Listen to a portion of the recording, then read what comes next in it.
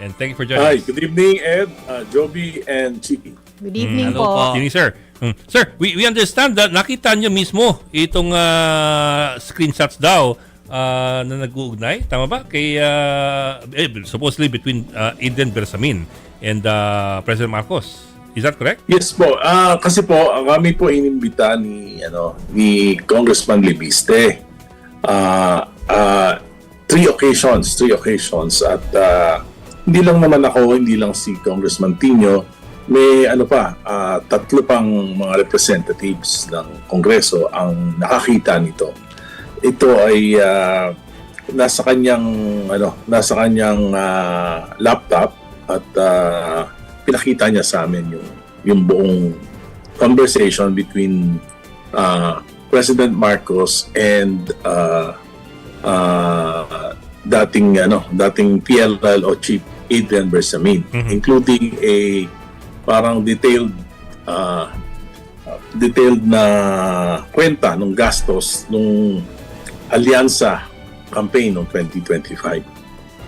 So, explicit po talaga yung messages. Walang coding o mga Wala. secret jargon. May dalawang number, supposedly number ni President Marcos at number ni PLLO Chief Adrian Bersamin. Pero sir, these are screenshots or images. Parang parang talagang images.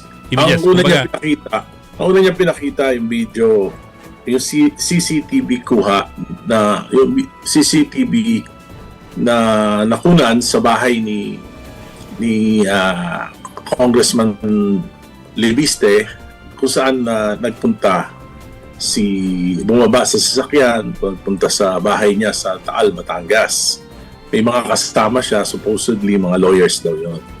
So yun yung unang pinakita. Pagkatapos pangalawang pinakita niya, sabi niya sa amin, nung daw medyo na uungkat na yung ni Senator Lacson yung mga pangalan ng mga Bersamin, ay natakot sila na maging fall guy, kaya gumawa sila ng affidavit.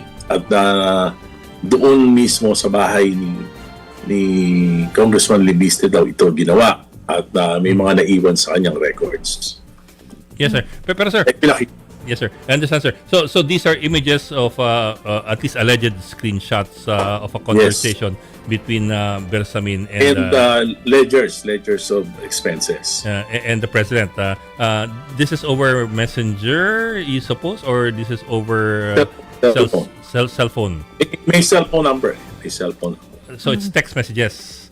Yes, text message. But sir, how was anybody able to ascertain that these were really messages captured via screenshotting? Well, yun ang pagkakasabi sa amin ito daw ay ginawa ni PLLO Chief Adrian Bersamin para maging security niya. At na kung siya ay gagawing wala naman, ibig sabihin nandun yung kwenta, kasi may allegedly merong mga nakuha mula sa kay Engineer Bernardo at sa customs at sa confidential funds ng Pangulo na ginamit sa alyansa campaign noong 2025. Nakalagay din doon kung saan mga ginasta, yung binigyan ng contribution, yung mga senatorial candidates ng alyansa, yung binayad sa mga entertainers, yung binayad sa mga ads, marami pang iba. At may mga natira, may mga dates, may complete dates, kung kanino binigay. Parang detalyado talaga. At meron pa mga nakalagay doon na iba na hindi tungkol sa kampanya, may mga iba pang na ayoko nang banggitin. Yes, sir. Yes, sir. We understand, sir. Of course, these are all details that were shown to you. But just to be fair to everybody concerned, was there any attempt to establish the veracity of the screenshots? Kasi of course, these are images that are being shown to you. Well, siguro baka kapag sabi niya talaga si Congressman Libiste, kaya nga niya kami tinawag at pinakita niya sa amin ito dahil nga gusto niyang mangyari, ilaban namin na magtuloy-tuloy yung impeachment complaint dahil di ba na siguro matatandaan niyo naman na bumoto kami ng Yeah. no doon sa determination doon sa dismissal ng case sa committee pa lang dahil nakita namin na pinatay kaagad yung complaint kasi yung sufficiency ng substance maliwanag naman sa Rule 3 Section 5 ng impeachment rules ng House na ang kailangan lang yung patunayan may mga allegation, may factual allegation tapos may connection sa impeachable offense na isang impeachable tingin namin na satisfy naman yon kaya lang pinatay kaagad, di ba? So hindi na nagkaroon ng investigation, hindi na nagkaroon ng presentation ng evidence sa testimonies. Kasi kung nagkaroon ng presentation ng evidences at testimonies, ito'y mailalatag doon at may masusuri sana ng impeachment ng Justice Committee. Kung totoo ba to o hindi. At pwede mag-testify doon si Congressman Leandro Libiste. Kung guys, so yun na nga sinasabi niyo na nga na well, unfortunately ay naharang na eh. O parang napatay na, no? So pero meron kayong hawak at nakita na ganyang klaseng impormasyon. So saan pa pwedeng dalhin yung mga ganyang mga bagay para well, parang hindi kayo nang hinayang na hindi mahirap ito talaga eh. Alam mo, Joby, ang problema kasi lahat ng investigation pag lumalapit na sa Malacanang, namamatay na investigation. For example, yung ICI o si Senator Lacson sa Blue Ribbon, sinabi niya involved yung mga bersamin pero hindi niya pinatawag. So, para bang may laging napipigil, laging bitin. Pagka medyo parang tinuturo lang lagi Martin Romualdez, Saldico, pero pag dumadating na sa mga cabinet members, pag dumadating na sa pinto ng Malacanang, nahihinto na investigasyon. Kaya yun ang nakikita natin na problema. Kaya nga, for example, kami, sinabi sa amin, ipaprioritize yung Independent Commission Against Corruption Bill. So, tinapos namin sa committee last December. Nag-overtime kami. Tapos biglang hininto. So, talagang paano natin malalaman yung katotohanan kung mismo yung administration, kung mismo yung Malacanang ang siyang pumipigil sa malalimang pag-iimbestiga dito sa flood control mess na ito. Alam mo, ang masama, ang naapektuhan yan, yung ekonomiya natin. As you all know, 3% yung GDP natin last December. Hindi ako magtataka kung less than 3% by the first quarter. Wala pa tayong public spending, walang mga bidding. Walang maraming daan-daan libong mga construction workers. Nararamdaman ko yan sa aking distrito. Yung libo-libong nawawalan ng trabaho, yung mga suppliers na walang hanap buhay. Yan epekto nung yung mga foreign investment. Makita natin pabagsak ng pabagsak. Kasi nga nakikita natin na merong hindi matuldukan dito sa pinakamalaking korupsyon na nangyari sa ating bansa. This is the grandest heist in the history of national budget and infrastructure. So, hanggat di natutuldukan yan, ay babagsak yung ekonomiya. Pero sir, di ba may avenue pa sana na maaaring naihabol ni Congressman Libiste? I mean, he could have delivered a privileged speech exposing the screenshots. Instead of showing it to individual congressmen? Well, I don't know. Kasi alam mo sa Congress ngayon, bago ka mag-privilege speech, kailangan submit mo muna yung yung speech mo. So, they have the option not to show to the screen. Dun sa screen ng Congress yung ano man yung ipapalabas mo. Iba na. Kailangan oo, ganun ngayon, iba na. Kasi iba na, no? Nung kino-cover ko kayo dyan, dati So kung gusto ko magsasalita ako. Yes, sir, but I mean, nobody can force you, even if you submit a different script. Sabagay, nobody can pwede force you to go out of script eh. Pero yung text, kailangan sila mag-ooperate eh. Sila mag-ooperate. Yung ilalagay. Eventually, yeah, I understand that. But you know, he could have still spoken out. And I suppose he still can speak out. Yung nga lang, meron niyang 1 year pa. Sayang late na yun eh. Palagay ko kasi Also, sir, maaaring siyang bang pa-press con? Yeah. And alam mo, tingin ko, kaya lumalapit sa amin si Congressman Libiste. Kasi talagang nakikita ko sa kanya, hindi pa siya, hindi niya pa alam masyado yung gagawin niya. Siguro napakabata pa niya and this is this is his first term. Hindi niya alam kung ano yung gagawin niya. Saka sabi niya, natatakot din. Natatakot din sila. Kaya urong sulong. Urong sulong. Sabi ko, tinanong ko, ano ba talaga ang iyong motivation para ilabas to? Sabi niya, self-preservation, meron ka bang tinatago na kasalanan, kaya gusto mo tinanong ko sa kanya mabuti. Ang sabi niya, sabi niya, siyempre partly self-preservation, pero gusto niya rin malaman ng bayan. Sabi niya sa akin, marami pa talagang may mga bagay pa na hindi pinapakita sa amin na pag nakita namin masasabi namin na itiklop na yung yung mesa. Yun ang sinabi niya sa akin.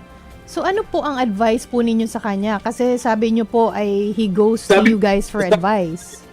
Sa kanya, pagsipan niya mabuti. Kung gusto niya, natatakot siyang maglabas, bigay niya sa akin lahat ng record. Gusto niya ako magsalita ako para sa kanya. Sabi ko sa kanya. Pero kinakailangan gumawa siya ng affidavit na pangangatawan niya lahat ng mga yan. Sir, bring it out in public. Kasi for example, at this point kasi sir, like it or not, at this point, it's second and third hand information. May binigay sa kanya daw na screenshots na pinakita niya sa inyo. Siyempre maganda dyan, kung sakali mag-press con siya, isama niya si Eden Bersamin. Eden Bersamin would authenticate and make the claim in public. Instead of, kasi di ba, it becomes second and third hand information na nabasa po ninyo yung pinakita sa inyo. Ang sabi niya sa akin, kasi ang apprehension, ngayon, tahimik na sila. Adrian, tahimik na yung pamilya niya, wala nang issue. So, kahit pa paano, natahimik ngayon. Hindi katulad noon dati, nung unang ginawa yung affidavit na talaga nag-aalala sila, di ba? Pero ang sinasabi rin na, paano yan? After 2 years, kung wala na si Presidente, baka naman sila habulin pagka wala na si Presidente Marcos. So, kaya nga sabi ko, you should. Dito sa buhay na ito, lahat may risk. Ang importante, sabi ko, gawin nyo tingin nyo yung tama. So willing naman siya ibigay lahat sa inyo po. Yun po yung advice niyo sa kanya. Marami siyang mga apprehensions. Okay. Marami siyang mga apprehensions. Pero hopefully, sabi ko nga, hindi mo naman magtatago ang katotohanan. Laging lalabas yan. Sana lumabas na talaga yung katotohanan. Maski naman nung privilege speech ko, sinabi ko kay Presidente, sabi ko dapat ipaliwanag niya bakit pinayagan niya yung 2023, 2024, 2025 national budget, sinalahula ng Kongreso, yung mga flagship projects inilagay sa flood control, double whammy, na delay na yung mga projects, tapos bayad pa tayo ng mga penalties, tapos nag-increase yung presyo. Bakit hindi niya maipaliwanag na bakit niya pinayagan? Bakit niya pinayagan yung 1.45 trillion? This is unprecedented in the history of General Appropriations Act. Marami na akong na 5 kongreso na ako. Hindi nangyayari yan. Kung meron mga pagbabago, maliit lang.